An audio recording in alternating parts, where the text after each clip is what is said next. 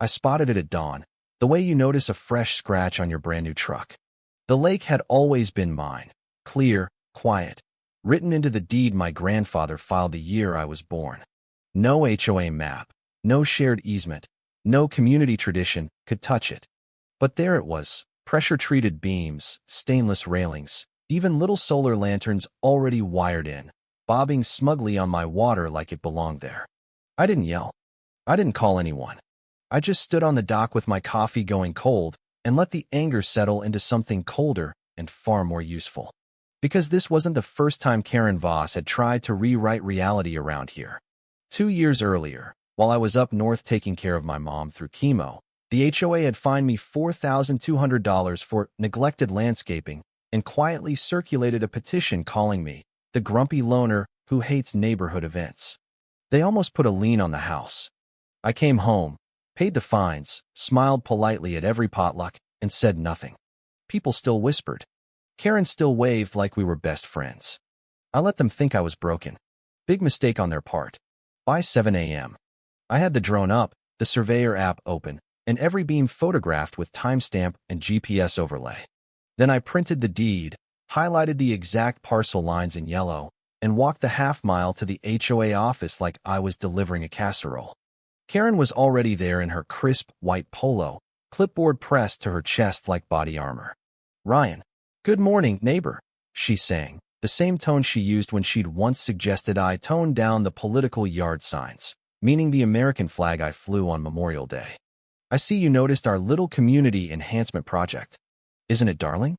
The residents voted overwhelmingly for better lake access. I let the silence stretch just long enough for her smile to twitch. Residents? Funny, because the only name on my deed is mine. And the last time I checked the meeting minutes, which I did, all 7 years of them, there was never a vote. Her laugh was pure performance. "Oh, honey, you've been gone so much with family stuff. These things move fast in a tight-knit community. We're all about cooperation here." Cooperation, I repeated, tasting the word like spoiled milk. "So you cooperated with my property line by building a $28,000 dock on it without asking?"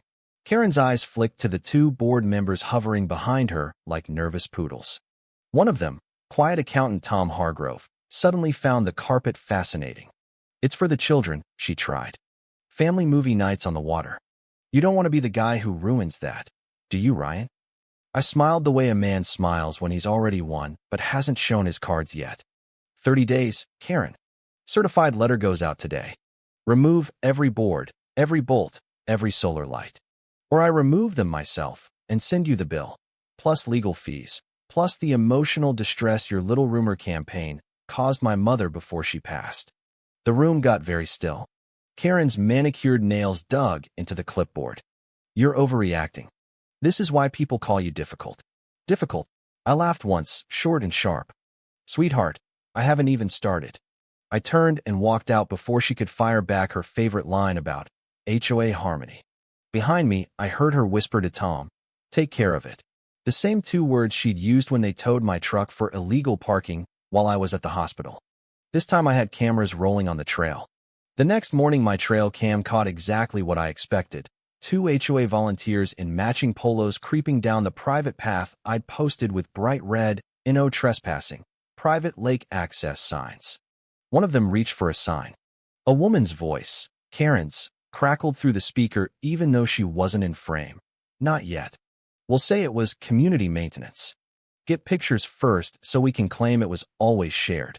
Black humor at its finest. These grown adults whispering like cartoon villains while committing trespass on camera. I forwarded the clip to my land rights attorney before I even finished my coffee. Sarah called back in 6 minutes. "Ryan, this is premeditated stupidity. We've got them on video ordering the removal of legal signage. File the 30-day notice today, certified, return receipt, the whole 9 yards." So I did. I also mailed copies to every board member, dropped one at the HOA office, and emailed the group list with the subject line, "Friendly reminder, my lake is not your backyard." Karen replied within the hour with her masterpiece, a community-wide email titled, "A Note on Neighborly Cooperation," that somehow managed to call me selfish, antisocial, and a threat to property values without using any of those words. Classic Karen. Some residents seem confused about shared amenities. Let's remember we're all family here at Willow Lake. The comments exploded. Ryan's always been standoffish. Remember when he missed the 4th of July block party? The same neighbors who'd nodded sympathetically when my mom was dying were now typing paragraphs about community spirit. I screenshotted every single one, timestamped them, and added them to the growing folder labeled Karen's Greatest Hits. The more they talked, the deeper they buried themselves. By day 15, the smears had gone nuclear. Someone, definitely not Karen, wink wink, started an anonymous neighborhood Facebook page called Save Our Lake Access. Posts claimed I was hoarding waterfront like a dragon, and that my late mother would be ashamed. I printed every post, highlighted the IP addresses that traced back to the HOA office computer, thanks, Sarah, and kept smiling at the grocery store like nothing was happening. People actually crossed the aisle to avoid me. One woman clutched her pearls and whispered, "We just want to enjoy the lake, Ryan." I answered loud enough for the produce section to hear. "Me too. That's why I'm removing the illegal dock your president built on my deed." Karen's face when I said it in the cereal aisle was worth every dirty look. She turned the color of cheap rose and hissed, "This is why nobody likes you."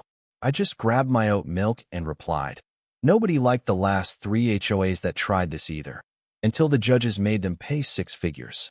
The pressure kept building. Day 20. Fake aerial photos circulated claiming historical community use of my cove, conveniently missing any survey lines. Day 25. A petition appeared on my gate demanding I donate the waterfront for the children. I took photos, added them to the file, and went back inside to polish the drone footage that showed the dock's illegal footings sunk weeks after my mom's funeral. The same month, Karen had sent me a sympathy card that read, "Thinking of you during this difficult time, P.S. Please trim your hedges." Day 30 arrived like Christmas morning. The dock was still there, now fully lit with those obnoxious solar lanterns glowing like middle fingers across my water. No crew. No apology. Just Karen's latest email. "The board has decided the structure enhances everyone's quality of life. We're moving forward with a ribbon cutting next weekend." I read it twice, laughed out loud, the first real laugh in weeks, and called Charlie's demolition. "Tomorrow at sunrise. Bring the barge." Charlie showed up with 2 guys who looked like they ate lawsuits for breakfast. We were halfway through chaining the first section when Karen's SUV fishtailed into my driveway like she was auditioning for a Fast and Furious sequel. She stormed down the dock in heels that immediately sank into the mud. Poetic, really. "Stop this immediately," she shrieked. "That dock belongs to the community." I didn't even look up from the drone controller. "Community property doesn't usually sit 42 feet inside my deed line, Karen. But please, explain it to the judge. I'll be sure to play the trail cam audio where you told your volunteers to cut my signs down." Her mouth opened, closed, then opened again like a fish realizing it was already on the hook. "You're bluffing. Nobody will believe." The first beam cracked free and splashed into the barge. Charlie called out cheerfully, "That's one less bench for your illegal movie nights." Karen actually stamped her foot, sending mud flying onto her white pants. The black humor was chef's kiss, the queen of rules for thee, but not for me, watching her empire float away one illegal plank at a time. She left screaming into her phone about lawsuits. I waved goodbye with the evidence folder. "See you in court, Madam President. Try not to build anything else on my property while you're at it." The lawsuit arrived by courier 3 days later. Thick, expensive paper, the kind people use when they're desperate. Karen was suing for destruction of community property, emotional distress, and something called interference with HOA operations. She even attached a pastel-colored map she'd clearly drawn herself labeling my entire cove shared recreation zone. No survey stamp. No parcel numbers. Just crayon-level lies with a notary seal. Sarah read it and actually snorted. "This is the legal equivalent of bringing a knife to a gunfight, except the knife is made of wet toilet paper." We countersued with everything. The 30-day notice, drone footage, trail cam clips of Karen's volunteers committing trespass, financial records showing she'd quietly diverted HOA dues into the dock without a single board vote, and the piece de resistance, the leaked internal memo Tom Hargrove finally sent me at 2 a.m. One night. "Build fast before Ryan notices. We'll claim tradition later." Do not minute this. Court day felt like the season finale everyone had been waiting for. The gallery was packed. Karen sat in her power red blazer, looking like she'd swallowed a lemon and chased it with vinegar. When Sarah entered the leaked memo and the video of Karen ordering the sign removal, the courtroom went so quiet you could hear Karen's acrylic nails tapping the table in panic. Then Tom Hargrove took the stand. The same man who once avoided my eyes now looked straight at Karen and said, "She told us Ryan was just another grumpy loner who wouldn't fight back. She said nobody would believe him after the rumors we spread about his mom. I'm done carrying water for lies." Karen's face did something impressive. It cycled through every shade of rage and landed on pure panic. The judge leaned forward, glasses sliding down his nose. "Miss Voss, did you divert association funds without a vote?" Silence. "Did you order the removal of lawfully posted private property signs?" More silence. "Did you construct a structure on land you knew was not yours?" Karen opened her mouth, but the only sound that came out was a tiny, broken squeak. The gavel came down like God clearing his throat. "The court finds in favor of the defendant on all counts. Miss Voss, you will reimburse Mr. Hayes for demolition, legal fees, and emotional distress in the amount of $187,400. Furthermore, this matter is being referred to the district attorney for review of potential criminal charges, falsification of records, trespass, and perjury. Your position as HOA president is hereby revoked effective immediately." The courtroom actually gasped. Karen didn't just cry. She ugly cried in front of everyone she'd spent years bullying. Tom walked past her without a word. 3 other board members resigned by text before we even left the building. By sunset, the HOA website had quietly removed Karen's name and posted a single line: "Leadership transition in progress." 2 weeks later, I was back on the dock with fresh coffee. The water looked exactly as it had the morning I first saw those beams. Clean, calm mine. I nailed up a simple new sign at the trailhead: "Private Lake." No HOA authority. Ever. No threats, just truth carved in oak. Neighbors who once crossed the street now wave again. Some even apologize. Karen moved her personal brand to a different subdivision 3 towns over. Last I heard, she's president of another HOA and already fighting a fence height dispute. Some people never learn. Here's the question that keeps me up at night, and I want you to answer honestly in the comments. Was Karen Voss just a passionate president protecting community values, or was she a straight-up thief who got caught red-handed stealing waterfront she never owned? True or false? The HOA Karen was the real criminal here. Drop your verdict below.